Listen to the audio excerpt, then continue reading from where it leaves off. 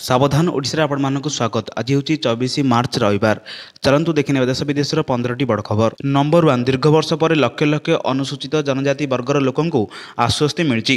राज्य सरकार प्रस्ताव उपर राष्ट्रपति मोहर बाजिया पर आईन मंत्रालय और आईन विभाग पक्ष नूतन एसटी वर्गर तालिका नहीं गेजेट विज्ञप्ति प्रकाश पाई। एसहित त्वरित कार्यानुष्ठान ग्रहण करने सबू तहसिलदार को राजस्व विभाग तरफ पत्र लेखा अवगत कर राजस्व विभाग पत्र दर्शाई पूर्वर 64टी वर्गर अनुसूचित जनजाति रही है अनेक जाति सामिल नथिबारु परिवार विभिन्न प्रकार सर्टिफिकेट पाइबा नहीं असुविधार सम्मुखीन होते। एवं संविधान अनुसूचित जाति और जनजाति निर्देश आईन 2024 संख्या 6 को ठिकणा पालन कर। नंबर 2, वर्षा पर सारा राज्य में तापमात्रा पुणी थे वृद्धि पाई। गतकाली राज्यर अधिकांश सहर सर्वोच्च तापमात्रा 30 डिग्री टपी जाता। मालकानगिरी राज्य सर्वोच्च तापमात्रा 37 डिग्री पहुंची। आज और काली समान स्थिति लगी रही पूर्वानुमान कर पाणीपाग विभाग। 25 तारिख में उत्तर उपकूल ओडिशा रे कोहला पाग रहिबो। 26 तारिख ठारू पुणी थे ताती उपरम हेबो बोली आंचलिक पाणीपाग विज्ञान केन्द्र पक्षर आकलन कर। मार्च शेष बेलू तापमात्रा 40 डिग्री छुईवा संभावना रही। ताती बढ़िया नहीं पाणीपाग विभाग पक्षर सूचना दी। आगामी 3 दिन मध्य तापमात्रा 8 ରୁ 10 डिग्री वृद्धि पाए बोली संभावना थिबा कहुई। मार्च शेष बेलू अभ्यंतरीण और उत्तर पश्चिम ओडिशा रे तापमात्रा 40 छुईबारे कालबैशाखी जो खसवा तापमात्रा पुणी उपरକୁ उठिबो। फल राज्य को पुणी फेर ग्रीष्म प्रभाव। अन्यपटे घन कुहुड़ी घोड़ाई होती ढेंकानाल सहर। नंबर 3, केंद्रीय माध्यमिक शिक्षा बोर्ड देशर विभिन्न राज्य में 20टी विद्यालय को मान्यता बातिल करिछि। उत्तर प्रदेश, दिल्ली, जम्मू काश्मीर, राजस्थान, छत्तीसगढ़, आसाम, महाराष्ट्र एवं मध्य प्रदेश व्यतीत केरल एवं उत्तराखंड में यह 20टी विद्यालय रही। सीबीएसई सचिव हिमांशु गुप्ता यह प्रसंग में कहते यह 20टी विद्यालय केवल नियम विरुद्ध कार्य करूना बरम खराब आचरण मध्य जड़ित अच्छा। जो राज्यगुड़िक विद्यालयगुड़िक बातिल होती दिल्ली में 5टी एवं उत्तर प्रदेश में 3टी विद्यालय अच्छी। केरल, महाराष्ट्र, राजस्थान एवं छत्तीसगढ़ में प्रत्येक 2टी लेखा विद्यालय अच्छी। जितेबले कि जम्मू काश्मीर, उत्तराखंड, मध्य प्रदेश और आसाम रे प्रत्येकटी गोटे विद्यालय अच्छी जार केंद्रीय माध्यमिक शिक्षा बोर्ड द्वारा स्वीकृति बातिल होती। नंबर 4, जदि आपण फिक्स जमार विनियोग करने को चाहते तेज एसबीआई रे अमृत एफडी योजना उत्तम विकल्प। 400 दिन में एफडी उपर बैंक 7.6% सुध देउची। तथापि यह एक सीमित समय नुहे। एभली परिस्थिति में निवेशक मानक मार्च 31 पूर्व विनियोग करने को पड़ो। अमृत कलश योजना रे एसबीआई साधारण नागरिकों को 7.10% सुध और 400 दिन में एफडी रे वरिष्ठ नागरिकों को 7.60% सुध प्रदान करुच्ची। स्वतंत्र एफडी स्कीम जमाकारी मासिक, त्रैमासिक और अर्धवार्षिक सुध देव ग्रहण कर विकल्प प्रदान करे। 2024 मार्च 31 पूर्व अमृत कलश एफडी योजना रे निवेश ऑनलाइन कि ऑफलाइन मोड रे कर। नंबर 5, सूचना अनुसार आज भारतीय बाजार में 22 कैरेट सोनार दाम 10 ग्राम प्रति 61,340 टंका होता बेले 24 कैरेटर दाम 66,920 टंका रही। तेज आज 22 और 24 कैरेटर सोना 10 ग्राम टंका ह्रास घटता देखा मिली।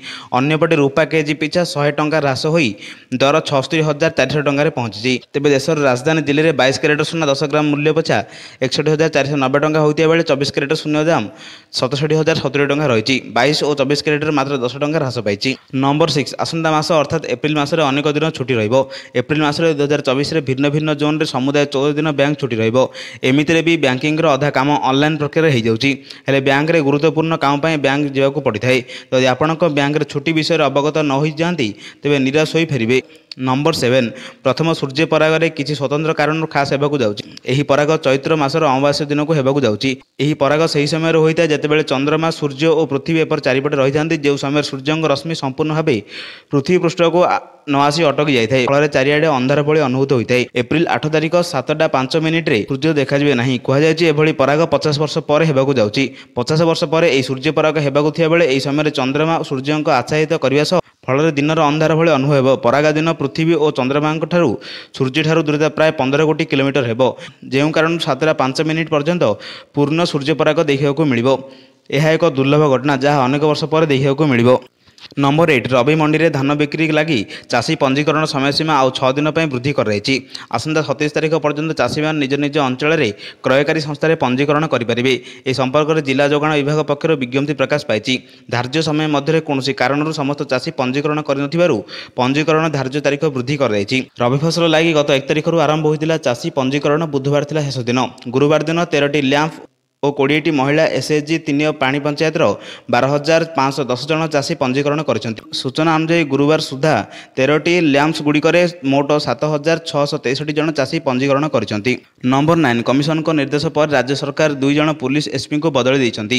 ଦେବଗଡ଼ ଓ କଟକ ଗ୍ରାମାଞ୍ଚଳ ପୁଲିସ ଏସ୍ପି ଭାବେ 2 ଜଣ ପୁଲିସ ଆଇପିଏସ୍ ଆଜି କାର୍ଯ୍ୟରେ ଯୋଗ ଦେଇଛନ୍ତି।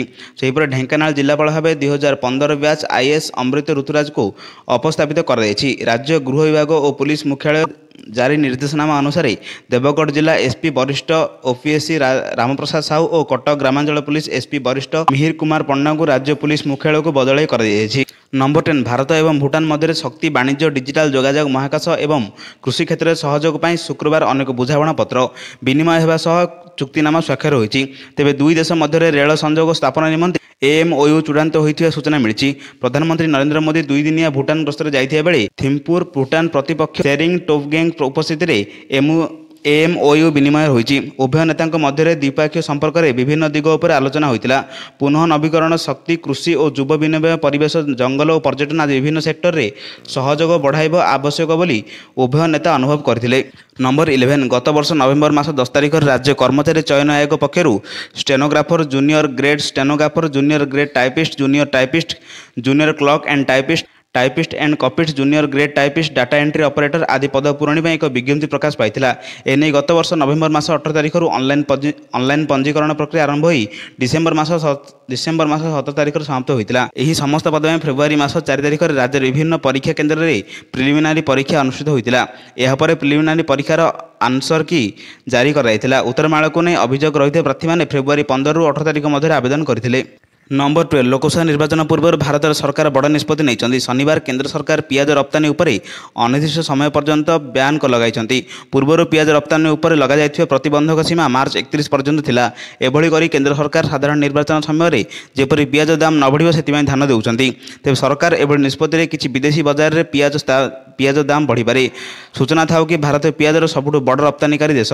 तेबे देश में बढ़ुवा पियाज दाम वृद्धि कारण 2023 डिसेम्बर में यह रप्तानी उपर ब्यान लगाई। यही ब्यान समय सीमा 2024 मार्च 31 पर्यंत रही। प्रतिबंधक पर भारत पियाज दाम कमी। नंबर 13 आरटीआई बा शिक्षा अधिकारी आईन अनुसार घर स्कूल मागणा पाठ पढ़ा 17,235 पिला योग्य विवेचित होती।